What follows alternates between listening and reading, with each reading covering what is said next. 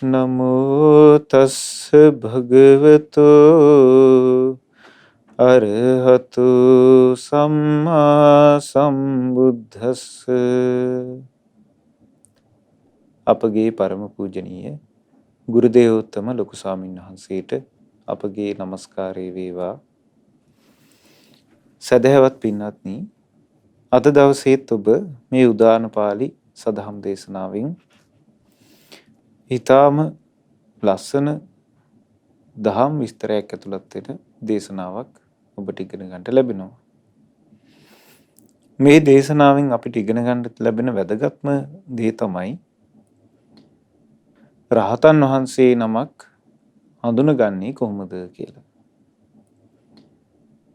ගිහි කෙනෙක් හැටියට රහතන් වහන්සේලා අඳුර ගැනීමේ හැකියාව ගැන බුදුරජාණන් වහන්සේ යම්කිසි දහම් කතාවක් මේ දේශනාව තුළ දේශනා කරලා තියෙනවා.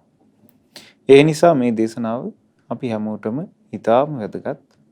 මොකද මේ යුගයේ මේ වර්තමානයේ පින්වත්නි රහතන් වහන්සේලා කියලා බොහෝ පිරිසක් මුලා වෙලා මේ ධර්මයේ යම්කිසි අවුලකටපත් වෙලා ඒගොල්ලෝ ඒ අවුල හැමෝටම සමාදන් කරමින් මේ සමාජයේ බොරු මතධාරී පිරිසක් පැතිරිලා ඉන්නවා. මේ පිළිබඳව හොඳට තේරුම් ගන්නට මේ දේශනාව ඉතාම වැදගත් වෙනවා. මේ දේශනාවේ නම ජටිල සූත්‍රය. ඒ දවස්වල භාග්‍යවතුන් වහන්සේ වැඩ සිටියේ සවැත් නුවර පූර්වාරාමේ මිගාර මාතු ප්‍රාසාදේ. මේ මිගාර මාතු ප්‍රාසාදේ ඉතාම විශාල සංඝයාට වැඩ සිටින්නට හදපු ප්‍රාසාදයක්. උඩ තට්ටුවේ කාමර 500කුත් යට තට්ටුවේ කාමර 500කුත් තිබිච්ච විශාල විහාරාරාම සංකීර්ණයක්. මිගාර මාතු ප්‍රාසාදේ ඉස්සරහා තිබිලා තියෙන ස්තූපයක්. ඒ ස්තූපයේ භාග්‍යවතුන් වහන්සේ එදා විවේකයෙන් හවස් කාලේ භාවනාවෙන් පස්සේ වැඩ ඉන්නවා. ඔය වෙලාවේ පසේ නදී කොසල් රජුරු බුදුරජාණන් වහන්සේ බැහැ දකින්න ඔන්න පැමිණෙනවා. පැමිණිලා වන්දනා කරලා පැත්තකින් වාඩි වෙලා භාග්‍යවතුන් වහන්සේත් සමග යම්කිසි කතා සංලාපයක් ඒ අවස්ථාවේ ඇති වුණා. ඔය වෙලාවේ ජටාදර තවුසෝ 7 දෙනෙක් ඊළඟට නිගණ්ඨයෝ 7 දෙනෙක් නිරුවත් අචේලක තවුසෝ 7 දෙනෙක් ඊළඟට එක්සලුවක් පුරවගත්ත ඒක සාටක තවුසෝ 7 දෙනෙක් ඊට පස්සේ පරිබ්‍රාජිකයෝ 7 දෙනෙක් භාග්‍යවතුන් වහන්සේට නුදුරේ ගමන් කරමින් හිටියා. ඒගොල්ලොන්ගේ මේ නියපොතු දික් වෙලා තිබ්බේ කියනවා. බොහෝ සෙයින් මේ කිහිලි වලින් මයිල් වැවිලා තිබ්බේ කියනවා. ඒ වගේම නොයෙක් තවුස් පිරිකරත් කර තබාගෙන ඒගොල්ලෝ යන්නේ කියනවා. ඒ වෙලාවේ ඔන්න පසේ නදී කොසල් රජුරු මේ යන තවුසෝ පරිබ්‍රාජකයෝ ජටිලයෝ ඊළඟට අර අචේලක තාපසයෝ නිගණ්ඨයෝ මේගොල්ලෝ දිහා බලාගෙන හිටියා. එතකොට ඒ රජුරන්ට දැක ගන්න ලැබුණා මේගොල්ලෝ නියපොතු ඇවිලා කිසිලි වලින් ලොම් වැවිච්ච අමුතු සමහර තාපසයෝ ඉන්නවා පින්වත්නි ජටිල පිරිස්. අදටත් ඉන්දියාවේ ඉන්නවා අඩි 6-7 දිග කොණ්ඩේ වවාගෙන ඒ වගේ හැඩපළු ගෙතිලා කිසිම පිරිසිදුවක් නැතුව ඉන්න පිරිස. ඊළඟට නිගණ්ඨයෝ ඉන්නවා, නිරුවතින් ඉන්න අය ඉන්නවා. මේ වගේ තපස් ක්‍රම මේ භාග්‍යවතුන් වහන්සේගේ කාලේ බහුල වශයෙන් තිබුණා. එතකොට මේ පරිබ්‍රාජකයෝ ආචේලකයෝ ඊට පස්සේ නිගණ්ඨයෝ මේ තවුසෝ දැකලා කොසල් රජුරු ආසනෙන් නැගිටලා උතුරු සළුව එක පැත්තකට පොරවාගෙන දකුණු ධන මණ්ඩල පොළොවට තියාගෙන අර ජටාදරු තවුසන් 7 දෙනාට ඊළඟට මෙතන ගිහින් තිනවා 35 දෙනෙක්. හතේ කණ්ඩායම් 5ක්. ඒගොල්ලන්ට වන්දනා කරගත්තා. වන්දනා කරගෙන ඇඟිලි බැඳගෙන මෙන්න මේ විදිහට 3 පාරක් කොසල් රජුට වදාලා ඒ තමයි ස්වාමීනි මම තමයි පසේ නදී ගෝසල කියන්නේ. ස්වාමීනි මම වනාහි පසේ නදී ගෝසල රජතුමා වෙමි. ස්වාමීනි මම පසේ නදී ගෝසල රජතුමා වෙමි කියලා 3 පාරක් කොසල් රජුට එතන ප්‍රකාශ කළා. දැන් භාග්‍යතුන් වහන්සේ ඉදිරියේ තමයි මේ කොසල් රජුරු අර ජටාදර තවුසන්ට, ආචේලකයන්ට, නිගණ්ඨයන්ට, ඊට පස්සේ ජටිලයන්ට වන්දනා කළේ. ඔහොම වන්දනා කළාට පස්සේ ඒ ජටාදර තවුසු හත් දෙනා, නිගණ්ඨයෝ, ආචේලකයෝ මේ මෙතනින් ගිය මේ පිරිස එහෙමම භාග්‍යතුන් වහන්සේ ළඟින් එහෙම පිටත් වෙලා ගියා.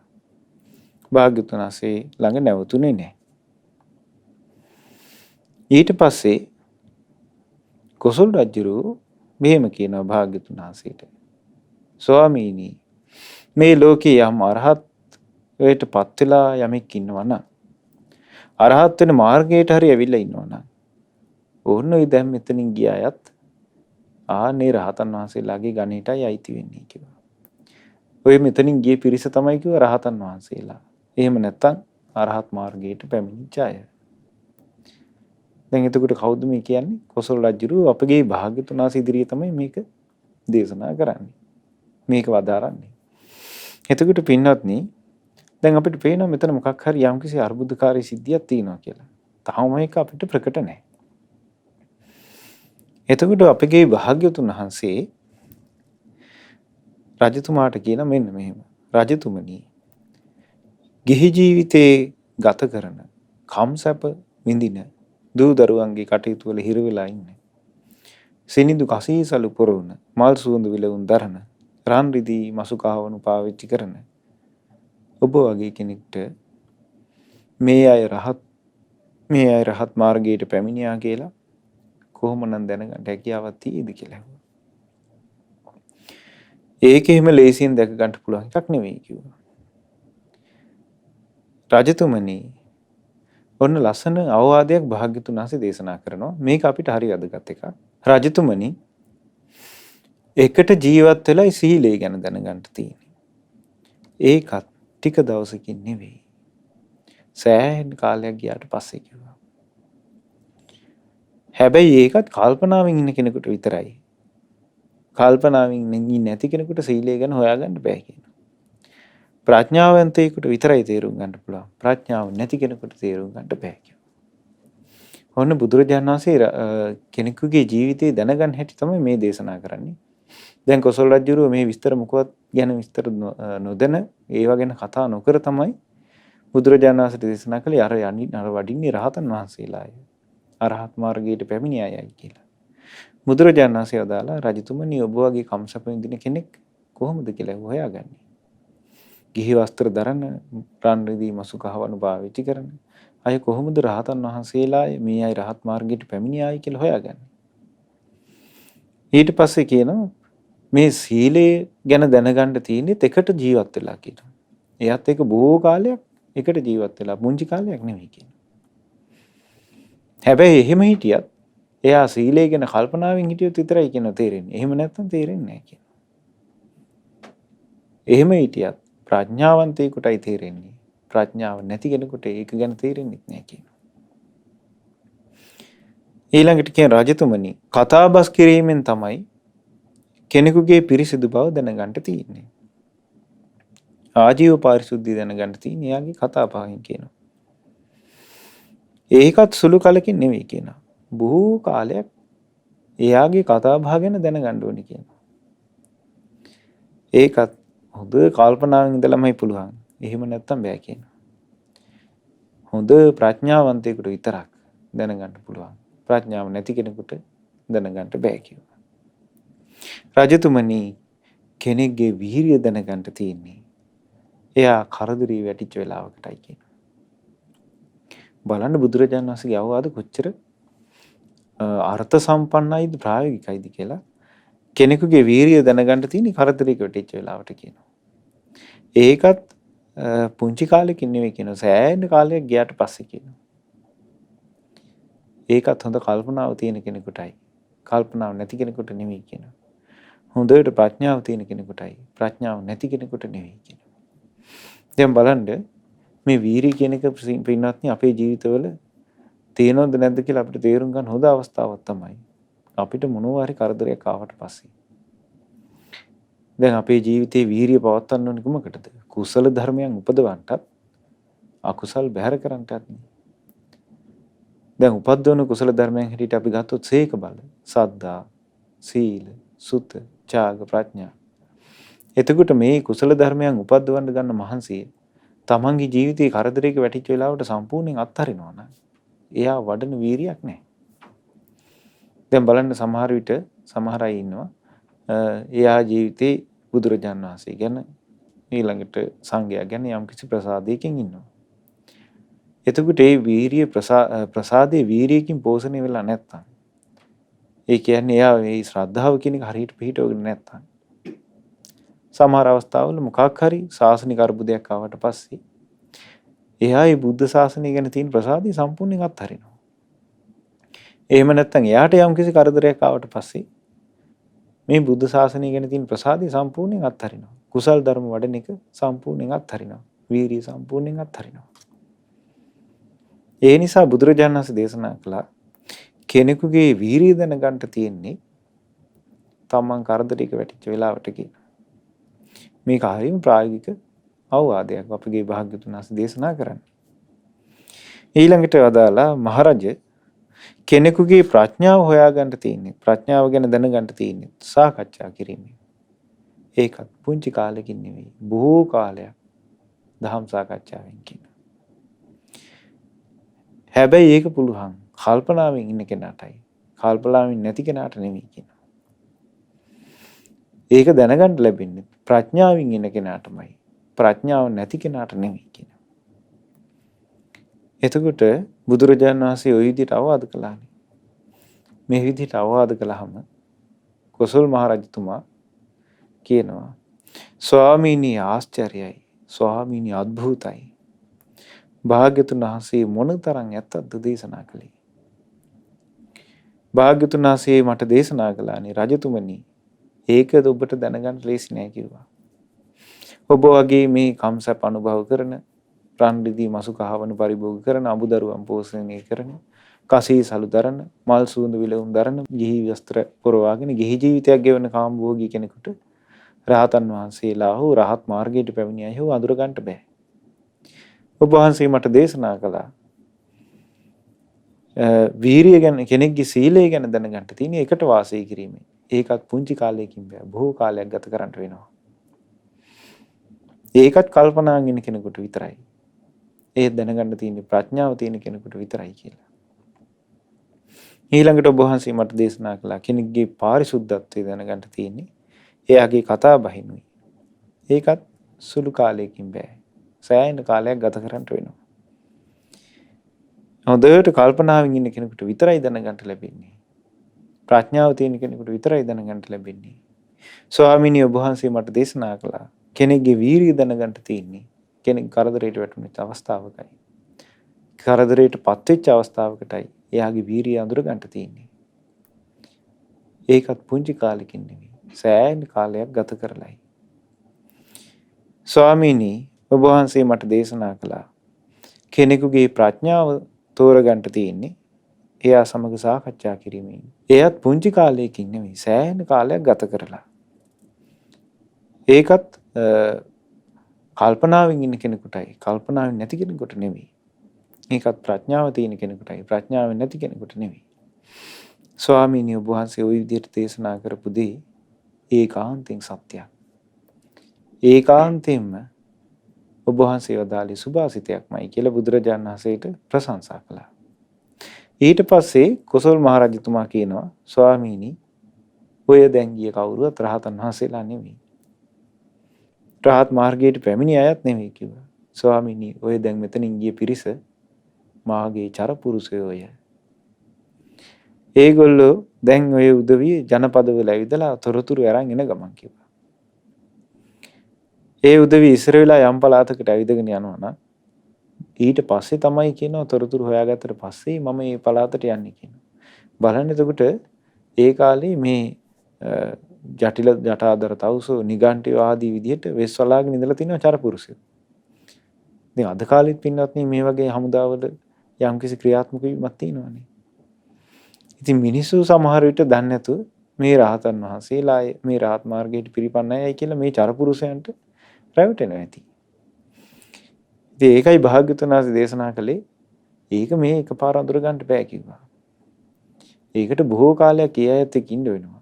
ඒත් කල්පනාවෙන් ඉන්න කෙනෙකුට විතරයි. ඒත් ප්‍රඥාව තියෙන කෙනෙකුට විතරයි කියන.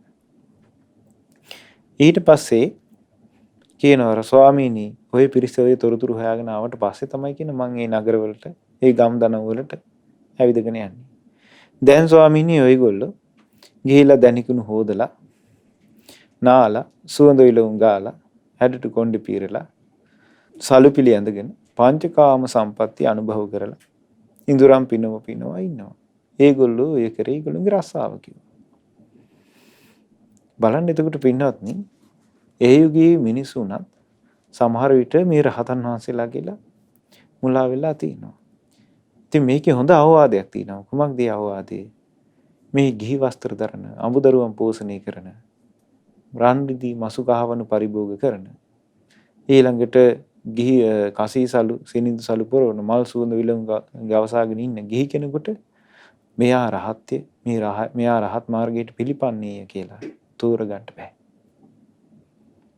ඒකට නිශ්චයකට එන්න බෑ. ඒක භාග්‍යතුන් වහන්සේගේ හොඳ ලස්සන අවවාදයක් මේ සූත්‍ර දේශනාවේ තියෙන එක. ඒ නිසා පින්වත්නි කෙනෙක් රහත් වෙලා අය, කෙනෙක් රහත් මාර්ගයට පිළිපන්න අය, මෙයා සෝවාන්, මෙයා සකදාගාමි, මෙයා අනාගාමි කියලා තීරණය කරන්න කලින් මෙයා කල්පනා කරන්න ඕනි භාග්‍යතුන් වහන්සේ මෙවැනි අදහස් කරන කුමක්ද දේශනා කරලා තියෙන්නේ. බුදුරජාණන් වහන්සේගේ බුද්ධ භාෂිතයේ කුමක්ද තියෙන්නේ කියලා අපි හොඳට තේරුම් ගන්න ඕනේ. දැන් මේක අපි කාගේවත් අදහසක් නෙවෙයි. මේක අපගේ ශාස්ත්‍රුන් වහන්සේගේම අදහස. එහෙනම් පින්වත්නි අපිට මේ කාලේ හොයන්න තියෙන්නේ මෙයා රහත්ද, මෙයා සෝවාන්ද, මෙයා සකදාගාමි, මෙයා අනාගාමීද මාර්ගඵල නෙවෙයි. අපිට හොයන්න තියෙන්නේ ශාස්ත්‍රුන් වහන්සේ මාර්ගඵල අවබෝධය පිණිස යම් දහමක් දේශනා කළාද ඒ දහම කොහෙද තියෙන්නේ? ඒ ධර්මයේ මොකක්ද දේශනා කොට තියෙන්නේ? ඒ අරහත් මාර්ගයේ පිණිස යන ප්‍රතිපදාව, නිවන් අවබෝධය කිරීම පිණිස පවතින ප්‍රතිපදාව, දුක නිරුද්ධ කර ගැනීම පිණිස පවතින ප්‍රතිපදාව අපගේ බුදුරජාණන් වහන්සේ මොන විදිහටද දේශනා කොට තියෙන්නේ? ඒ ධර්මයේ මම කොහොමද පුරුදු කරගන්නේ කියලා බුදුරජාණන් වහන්සේගේ ධර්මය ඉගෙන ගත යුත්තේ. එතකොට බලන්න අපගේ බුදුරජාණන් වහන්සේ කොයිතරම් ලස්සන අවවාදයක්ද ඒක භාග්‍යතුන් වහන්සේ වැඩ සිටි කාලයට වගේම මේකලටත් සම්පූර්ණයෙන් වළංගුයි. හොඳටම ගැලපෙනවා මේ වගේ ශාසනික අරුබුද තියෙන යුගයකට. ඉතින් පින්වත්නි ඒ විදිහට භාග්‍යතුන් වහන්සේ ඉදිරියේ මේ කොසල් රජුරු මේ ඇත්ත තොරතුරු කිව්වා. ස්වාමීනි ඔය ගිහි මගේ චරපුරුෂයෝ කියලා. ඒ වෙලාවේ අපගේ භාග්‍යතුන් වහන්සේ ඒ කරුණ දැනගෙන මෙන්න මේ උදානය උන්වහන්සේගේ සිරිමුව මඩලින් නිරායාසයෙන් ගලා ගියා. නවායමෙය සබ්බත් නාඤ්ඤස්ස පුරිසෝසියා නාඤ්ඤං නිස්සාය ජීවෙය ධම්මේන න වනින් චරේති. සැබෑම භික්ෂුව ලාමක කිසි කටයුත්තක යෙදෙන්නේ නැහැ. ඔහු වෙන කෙනෙකුගේ සේවකයෙකුත් නෙමෙයි. ඒ වගේම ඔහු දේශපාලකයන්, ව්‍යාපාරිකයන් ආදී වෙන පුද්ගලයන් ඇසුරු කරගෙන ජීවත් වෙන කෙනෙකුත් නෙමෙයි. ඔහු ධර්මයේ තුලින් වෙළඳාම් කරන්නට යන්නේ නැහැ. හරි ලස්සන උදානයක්. අපි ඒ උදාන ගාතාව ශ්‍රවණය කරමු.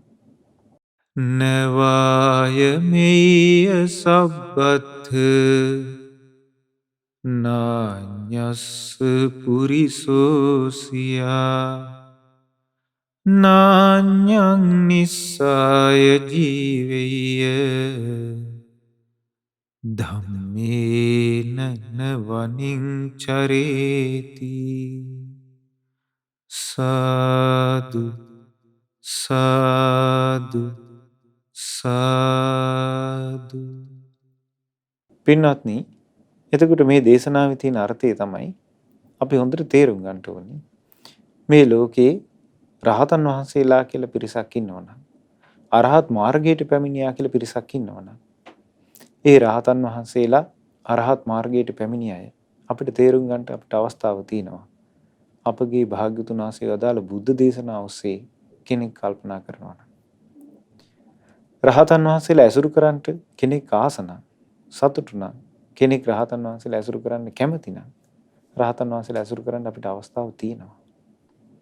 ඒ රහතන් වහන්සේලා ඇසුරු කිරීමේ අවස්ථාව තියෙන්නේ ඒ බුදුරජාණන් වහන්සේගේ ධර්මයේ සඳහන් වෙන විස්තරත් සමග.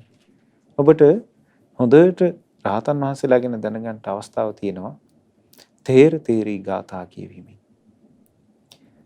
තේරී ගාථාවල ඒ රහතන් වහන්සේලා විඳපු විමුක්ති සුඛය, උන්වහන්සේලාගේ ජීවිතය ගත කරපු නිකලෙස් බව ඊටාම අලංකාරවත් ලෙස, විචිත්‍රවත් ලෙස මනවින් අපිට ඉගෙන ගන්නට ලැබෙනවා. ඒ නිසා ඔබ රහතන් වහන්සේලා ඇසුරු කරන්නට ආස නම්, රහතන් වහන්සේලා ගැන තේරුම් ගන්නට කැමති නම්, රහතන් වහන්සේලා කවුද කියලා දැක ගන්නට කැමති නම් තේරී ගාථා කියවන්න රහතන් වහන්සේලා දැක ගන්නට ලැබේ. ඒ රහතන් වහන්සේලාගේ නිකලෙස් විමුක්ති සිත දැනගන්නට ලැබේ. සමහර රහතන් වහන්සේලාගේ ජීවිත හරිම අල්පේච්ඡයි. ලදදීන් සතුට වෙනවා. අපගේ ධර්ම සේනාධිපති සාරිපුත්ත මහ රහතන් වහන්සේ දේශනා කරනවා මට 이르දි බල ලබා ගන්න උවමනාවක් තිබ්බේ නැහැ කියනවා. මට දිවස් නුවණ ලබා ගන්න උවමනාවක් තිබ්බේ නැහැ කියනවා. බලන්න එතකොට අපගේ සාරිපුත්ත මහ රහතන් වහන්සේ උන්වහන්සේ අපේක්ෂා කරලා තියෙන විමුක්ති සුඛයමයි. නික්ලේශී බවමයි. බලන්න එතකොට ඒ රහතන් වහන්සේලාගේ තියෙන නික්ලේශී නිවහල් ජීවිතේ ඔබට ඒ රහතන් වහන්සේලා දේශනා කරපු ධර්මයේ ඇතුළත් තේරගාථා පොත් වහන්සේගෙන් මනාවකට ඉගෙන ගන්නට ලැබෙනවා. ඒ උතුම් සැබෑ රහතන් වහන්සේලාට අපගේ নমස්කාරය වේවා. සාදු සාදු සාදු. පින්වත්නි, දැන් ඉගෙන ගන්නේ පච්චවෙක්කන සූත්‍රය. නුවණින් සලකා බැලීම අරබයා වදාළ උදානේ. ඒ දවස්වල භාග්‍යතුන් වහන්සේ වැඩ සිටියේ සවැත් නුවර ජේතවනේ නම් වූ අනාථපිණ්ඩිකතුමා නිර්මාණය කරපු ආරාමයේ. එදා භාග්‍යතුන් වහන්සේ තමන් වහන්සේ තුළින් ප්‍රහාණය වී ගිය නොයෙක් පාපී අකුසලයන් ගැන නුවණින් විමසමින් බලමින් වැඩ සිටියා. ඒකට කියනවා ප්‍රතිවික්ෂාව කරනවා කියලා.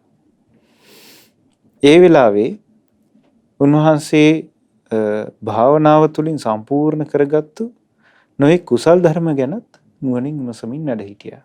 ආන්නේ අවස්ථාවේ අපගේ භාග්‍යතුන් වහන්සේගේ සිරිමුව මඩලින් මෙන්න මේ ගාථාව નિરાයාසයෙන් ගලා ගියා. අහු පුබ්බේ තථා නාහු පුබ්බේ තථාහු නචාහු නච භවිස්සති නචේතරහි විජ්ජති. ඉස්සර මට තිබුණේ රාගාදී කෙලෙස් විතරයි. ඒ කාලේ ආර්ය සත්‍ය අවබෝධයක් තිබුණේ නැහැ. ඉස්සර මට ආර්ය සත්‍ය අවබෝධය සම්පූර්ණයෙන්ම සිද්ධ වෙලා තිබුණේ. ඒ කාලේ මට තිබුණේ කෙලෙස් විතරමයි. සම්බුද්ධත්වයේ අවබෝධ වුණාට පස්සේ ඒ කෙලෙස් නැතුව ගියා. අනාගතයට හටගන්නෙත් නැහැ. දැන් මා තුල කිසිම කෙලෙසයක් නැහැ. හරිම ලස්සන ගාථා රත්නයක්. අපි මේ ගාථාව ශ්‍රවණය කරමු. අහු පුබ්බේ තථානාහු නාහු පුබ්බේ තථාහු නචාහු නච භවිස්සති නචේතරහි විජ්ජති. සාදු සාදු සාදු. පුණ්‍යානුමෝදනාව. අද දින උදාන පාළි සදහම් දේශනාව සඳහා අනුග්‍රහය දරන්නේ දොම්පේ ගුරුවල ලීලා නිවසේ පදිංචිව සිට 2018 ජනවාරි මාස 21 වන දින මිය පරලොව ගිය දම්සිරි ගුරුවල පියාණන්ට පින් අනුමෝදන් කිරීම පිණිස චින්තා නිවස රදාවාන යන ලිපිනේ පදිංචි පින්වත් මාලනී ලීලා පතිරණ මහත්මිය විසින් පින්වත්නි අප රැස් කළා වූ සියලු පුණ්‍ය ධර්මයන් පළමු කොට පින් කැමැති සියලු දෙවියන්ට අනුමෝදන් කරමු.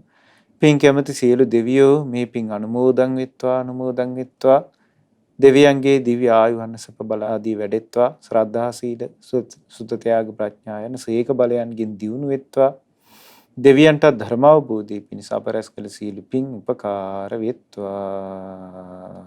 දොම්පේ ගුරුවල ලීලා නිවසේ පදිංචිව සිට 2018 ජනවාරි මාස 21 වන දින මිය පරලොව ගිය දම්සිරි ගුරුවල පියාණන්ට මේ පින් අනුමෝදන් වෙත්වා. ඒ පියාණන්ගේ පරලොව ජීවිතයේ මේ පුණ්‍යානුභාවයෙන් සපවත් වෙත්වා, සුවපත් වෙත්වා, සුවපත් වෙත්වා. නුදුරු භවයකදීම සසර දුකින් අත මිදීමේ වාසනාව උදා වෙත්වා. ඒ වගේම රැස් කළ සියලු පුණ්‍ය ධර්මයන් අධ්‍යාපන කටයුතු වල නිරත වන තිසාරා දෙව්මිනි, සඳාරා තෙව්මිනි, නෙත්සුකී සාරධ්‍ය, සනුල් සස්විදු, විනුල් වින්විදු සහ විනුලී ලාවන්‍යා යන දරුදැරියන්ට මේ පින් අනුමෝදන් වෙත්වා. ඒ පුංචි දුවා දරුවන්ගේ අධ්‍යාපන කටයුතු ආදී සාර්ථක වෙත්වා. සියලු ආරක්ෂාව රැකවරණය සැලසේවා. තුනුරුවනේ අනන්ත ආශිර්වාදයෙන් මේ සියලු දෙනාට සියලු යහපත උදා වෙත්වා. පින්වත් මාලනී ලීලා පතිරණ මහත්මිය ඇතුළු පවුලේ සියලුම දෙනාට මේ පින් අයිති වේවා. ඥාතීත මිත්‍රාදීන් මුණුබුරු මිනිබිරියන් ඇතුළු සියලු දෙනාට මේ පින් අයිති වේවා. ඒ හැම දිනාටම නිදුක් නිරෝගී සුවපත් භාවී දීර්ඝායු සම්පත සැලසේවා. කල්යාණ මිත්‍ර ඇසුර නිතියෙන්ම සැලසේවා. ඒ මෑණියන් ඇතුළු ඒ පවුලේ සියලු දෙනාට උතුම් ධර්මාවබෝධය පිණිසත් අද මේ ධර්ම දාණයෙන් රැස් කළ සියලුම පුණ්‍ය ධර්මයන් උපකාර වෙත්වා. රැස් කළ සියලු පුණ්‍ය ධර්මයන් ඔබ අපගේ ගුරු දේවෝත්තම කල්යාණ මිත්‍ර පින්වත් ලොකු ස්වාමීන් වහන්සේ ඇතුළු සියලු මහා සංඝරුන්ට මේ පින් අයිති වේවා. නිදුක් වෙත්වා, නිරෝගී වෙත්වා, සුවපත් වෙත්වා. ධර්ම අවබෝධයෙන් සැනසීම පිණිස මේ රැස් කළ සියලු පින් උපකාර වෙත්වා. ඒ වගේම අද දින ධර්ම ශ්‍රවණය කළ ඔබ හැම දිනාටත් ශ්‍රද්ධා මාසික ධර්ම දාන සමාජික හැම දිනාටත් ශ්‍රද්ධා රූප වාහිනී කාර්ය මණ්ඩලයේ සියලු දිනාටත් ලංකා වාසී ලෝ වාසී හැම දිනාටත් මේ පින් අයිති වේවා. හැම දිනා නිදුක් නිරෝගී සුවපත් භාවය ලබත්වා, චිරජීවනයේ ලබත්වා. ධර්ම අවබෝධය පිණිස මේ රැස් කළ සියලු පින් උපකාර වෙත්වා. හැම දිනාටම තෙරුවන් සරණයි. නමෝ බුද්ධාය. මෙවැනි වටිනා ධර්ම දේශනා ශ්‍රවණය කිරීමට ශ්‍රද්ධා ඩේලි YouTube චැනලය සබ්ස්ක්‍රයිබ් කරන්න.